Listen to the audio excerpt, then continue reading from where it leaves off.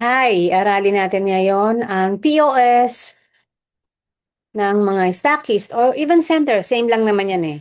So, ang aking magiging model ngayon is POS ni Jenica Valdesoto, yung ating stockist na nasa Taiwan, but she is stockist from Bulacan. So, i-log in ko yung account mo, Jenica. And then, paano ba mag-maintain? So, para mag-maintain, kiklik mo lang tong transaction.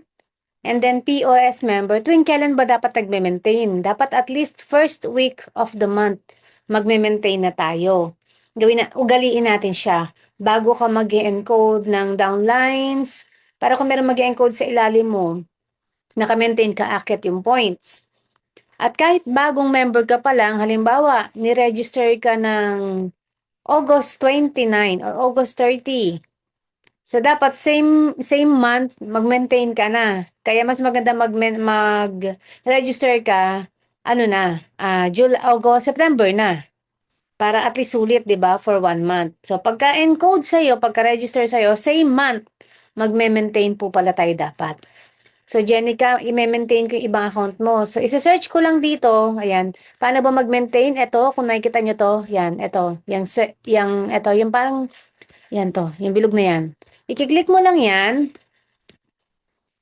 tapos, i-click mo ulit para mag-search ka. Kunyari, Balde Soto.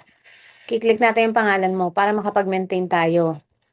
Yan, Balde Soto, i-click ko yung account number 1 muna, laging yung number 1 muna. Tapos, ilan ba yung kailangan para mag-maintain? 425 PB. So, pwedeng apat na 24 alkaline C. Yan, ilagay mo lang kung ilan yung quantity. 4, then click submit. Ayan, nandun na yan sa kanang bahagi. Makikita mo yan, nasa kanan. Tapos, isang cafe, ilagay natin.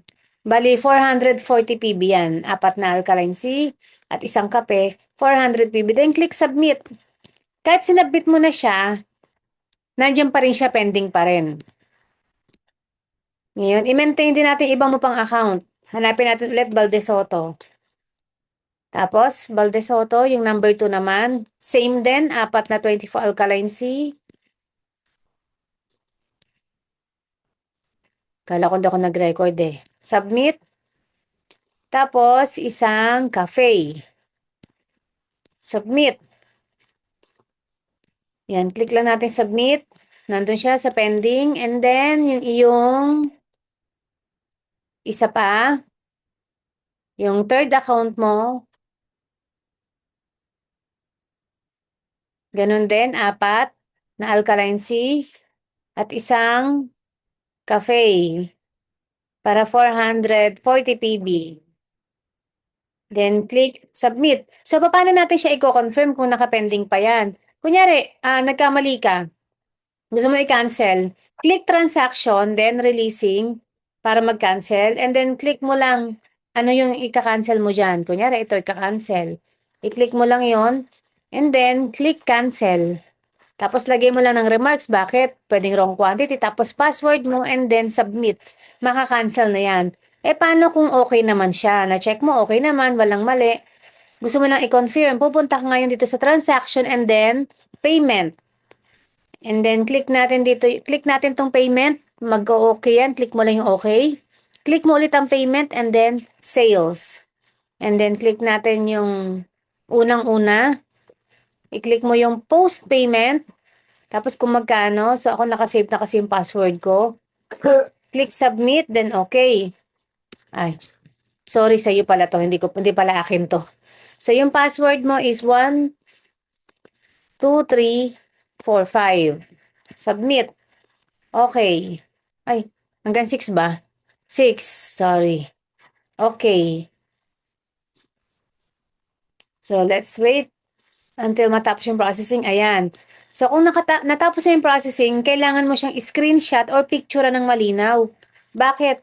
Kasi, ito yung proof mo na minentain mo sila. So, kailangan screenshot mo or yung picturean ng malinaw. Malinaw dapat kita yung mga detalye. Tapos, i-click mo lang tong back kung meron ka pang i-confirm. Then, click mo ulit yung payment, sales. Tapos, yung number 2 naman, same process, post payment. Tapos, receive amount. Pwedeng sobra, pwede ka manghula ng amount, and then basta yung password tama, 1, 2, 3, 4, 5, 6, kasi naka-default ka pa. Then click OK. Huwag natin kalimutan na screenshot o kaya picturean para may proof na tayo po ay nag-maintain. Then click sales again, post payment, tapos lalagyan lang natin kung magkano yung amount. Kahit sobra, okay lang yon. Basta ang password tama at huwag kulang yung bayad.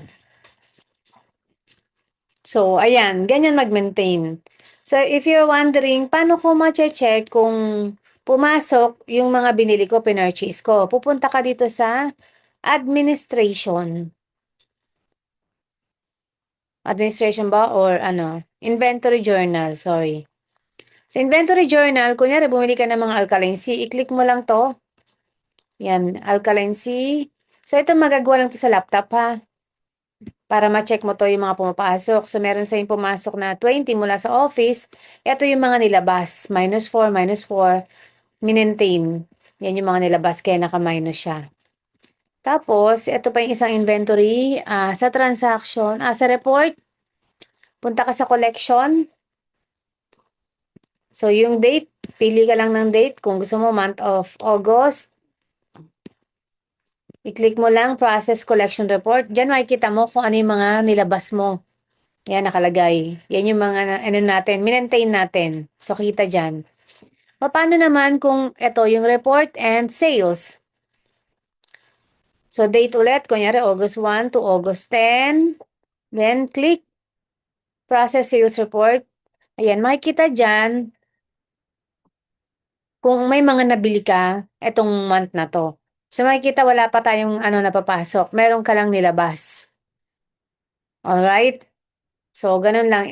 For any further question, pwede nyo akong i-message para sa mga susunod pang video. Thank you. God bless.